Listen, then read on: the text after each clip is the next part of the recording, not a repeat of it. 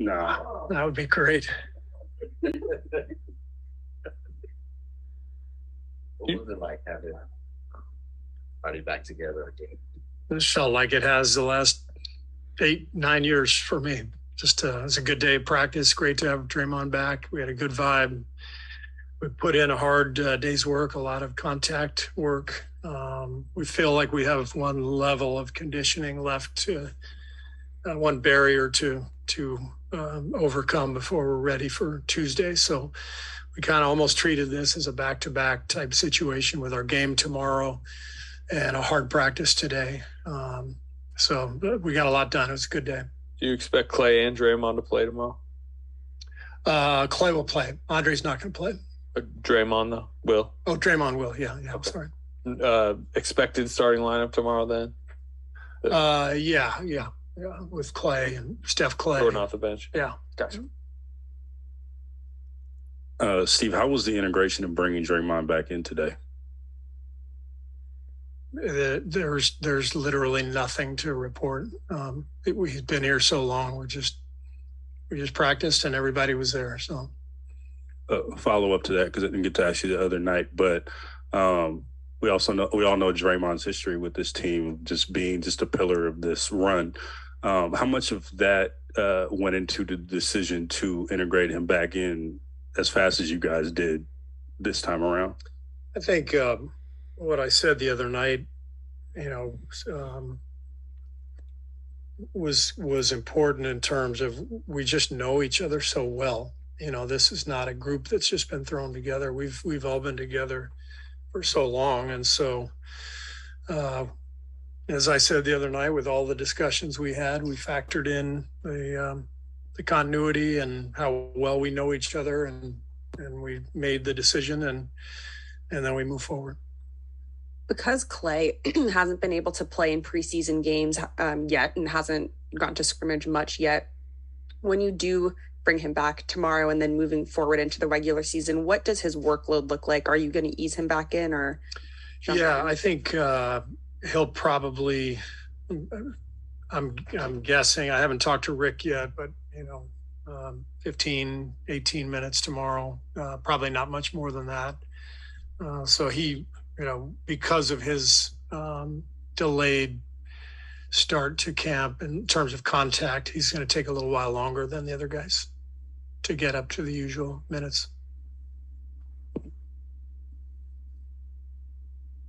Last year you started 18-2. I don't know how much of that was plannable, but coaching. Yeah. Do you give any credence to? Do you think about hot starts, and you guys had Japan and all this? Is that even possible to focus on that? I think every year feels a little different, and I thought last year you could feel it coming based on the way the previous year ended, 15-5 down the stretch.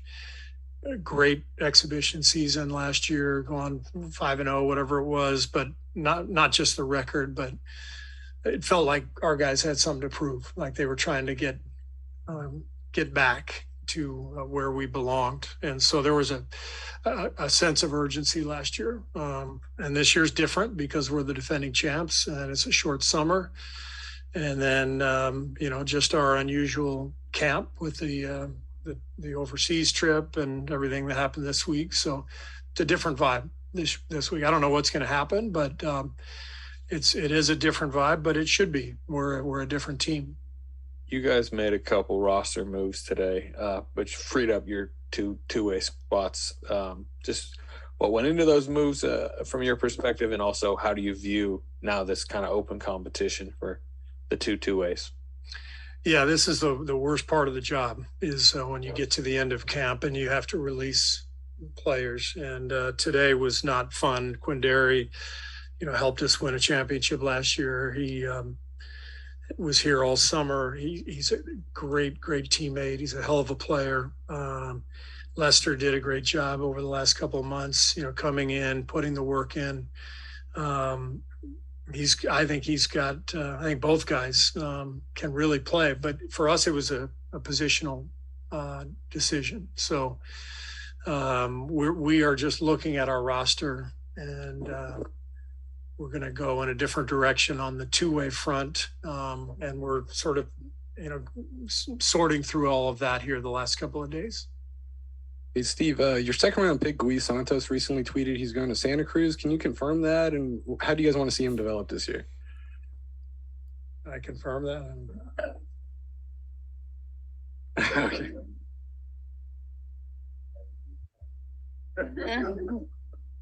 Maddie? Oh yeah, sorry. How are you looking at now going forward to fill those two-way spots?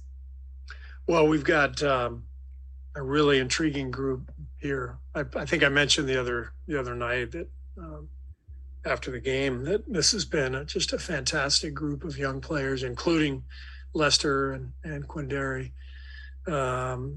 So we've got some intriguing guys to fill those. We've got options. There are other players as well who out there who will be on the waiver wire that we could consider. So nothing has been decided. Nothing is set in stone, but we really like the guys who are here right now in camp. So we'll make that decision, in the next 48 hours. What have you learned about your second unit throughout camp? And obviously the other night they played a lot, and you have a different kind of mix there of young players. And it seems like beyond the obvious athleticism, like Dante and Wiseman have some sort of connection on pick and rolls and stuff. I'm curious how you view that second unit and what it can become this year for you. Yeah, I've seen the same thing. I mean, the Dante Wise pick and roll has been beautiful to watch. I think JaMychal and Wise have really looked good together, given the spacing that JaMychal gives us with the three-point shooting, and Wise being such a lob threat with two ball handlers who can run pick and roll. And intriguing. JK has looked really good with that group too.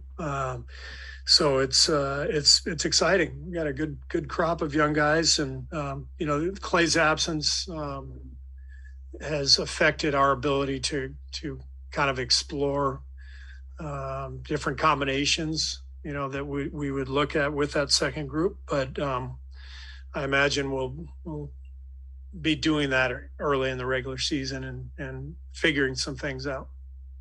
Steve, do you see possibility with your second unit if things go well with that group that would help you maybe save minutes for guys like Draymond, Clay, Steph, and those guys? Yeah, I mean that's kind of the dream. That's what you really want, is to have a potent second unit that can not only just hold the line but can do some real damage and create separation. When that happens, then you're able to extend that run a little bit longer. It also might mean that they, by the fourth quarter, you've got a comfortable lead, and you don't have to ask for those extra 4 or 5 minutes from the starter. So, a strong second unit is important on multiple fronts, and one of those for sure is giving our vets some rest. And JaMychal had 4 threes the other night. Shot looked good. Obviously, last year was a real drop off for him. How good has he looked overall in practices and so forth? Fantastic. I love JaMychal. He's tough. He's a rebounder. He steps out and shoots that three really well. He can catch lobs and finish. You saw the putback dunk the other night. And he just knows how to play. He's been around this league for a while now, so he understands the flow and the patterns that happen before him constantly. So he's a fantastic addition. I look at him, like I did Otto and Belly last year, someone who just fits our style. And I think the difference is he comes in probably prime of his career, great health, no restrictions really throughout camp. And but the versatility that he provides with his shooting and rebounding means, he could play at the 4 or the 5, and he could play with literally any of our other bigs and be effective.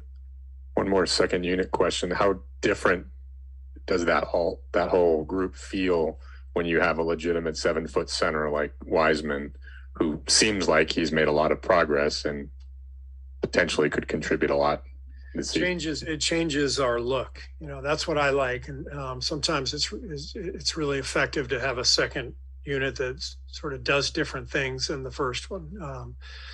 And with James, he's such a threat on that dive, and he's looked great. He's just more comfortable and more confident. And as I said, I think one of the big keys is summer league, training camp. He's built this foundation, and now he's got two pick and roll ball handlers that he's playing with. It all makes sense. You know, the pieces are all like fitting together nicely. We've talked about a lot of depth, and you typically have a starter or two play with that second unit. I imagine that's going to be much harder now, but you don't see yourself going to the hockey sub pattern, do you? I don't think so. It's tough to play five guys off the bench together. But it could happen. We'll see. You know, but we could throw Clay with that group. We could throw Wiggs with that group. You know, we could try different people. Moses and JK are both really playing well and having great camps. So got a lot of options. You know, I think I've said this, but given the 82 game season, I think there's going to be opportunities for all those guys based on, you know, rest and injuries and guys being banged up and missing a game here and there. So everybody will get their chance, but we got a lot of people who are ready to play and not enough minutes for them. I blame Bob for that, by the way. It's just, I don't know what he's doing, putting together this great roster. It's just, I got to talk to him. Thank you.